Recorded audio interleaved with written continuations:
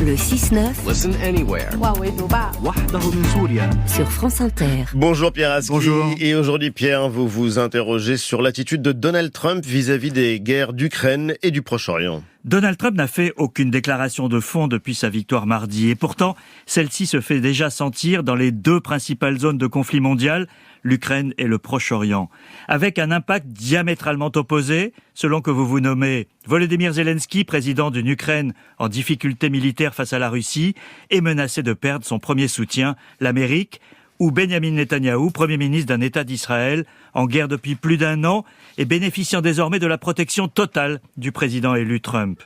Le Premier ministre israélien est dans la position la plus enviable dans la nouvelle configuration politique. Il sait qu'il a les mains libres jusqu'au 20 janvier, jusqu'à l'investiture du 47e président des États-Unis, pour poursuivre, comme il l'entend, sa guerre totale. Le 46e président Joe Biden est ipso facto transformé en lame duck, en canard boiteux, comme disent les Américains, c'est-à-dire que sa parole est fortement dévaluée pendant ces derniers mois. Netanyahou saura en faire bon usage. Et alors, que va-t-il faire selon vous ?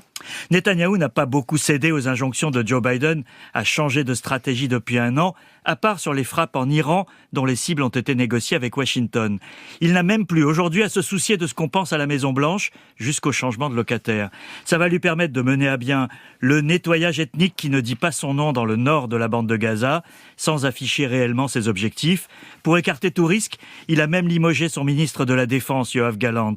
Hier, le ministre limogé a estimé qu'Israël avait atteint ses objectifs à Gaza et que l'heure d'un accord avait sonné, permettant de sauver les otages encore en vie, mais Netanyahou n'en veut pas. Donald Trump le laissera faire jusqu'à son entrée à la Maison-Blanche. Ensuite, il voudra apparaître comme le faiseur de paix. À Gaza, au Liban, et ça reste à voir, peut-être en Iran, les 2 prochains mois seront vraisemblablement terribles. Et concernant l'Ukraine ? L'équation est différente en Ukraine, Marion. Trump a déjà annoncé la couleur. Il veut régler le conflit en 24 heures. Nul ne sait comment, mais il semble difficile d'imaginer que ça se fasse à l'avantage de l'Ukraine dans le contexte actuel. Les alliés européens de Kiev étaient réunis hier soir à Budapest, en marge d'un sommet. Immense paradoxe, ils étaient accueillis par Viktor Orban, le Premier ministre hongrois, devenu de fait le principal interlocuteur européen du prochain président américain, tout en restant le seul à continuer à parler à Vladimir Poutine. Dès hier, la chorégraphie de ce tournant s'est mise en place. Poutine a félicité Trump et s'est dit prêt à parler avec lui de ses idées pour l'Ukraine. Et Zelensky, présent au sommet de Budapest, a mis en garde ceux qui sont tentés de le pousser à négocier que c'était un suicide pour l'Europe.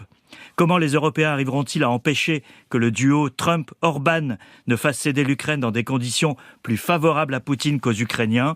Nous ne sommes que 48 heures après l'annonce de la victoire de Trump et le monde est devenu un peu plus incertain. Merci Pierre Aski, c'était Géopolitique.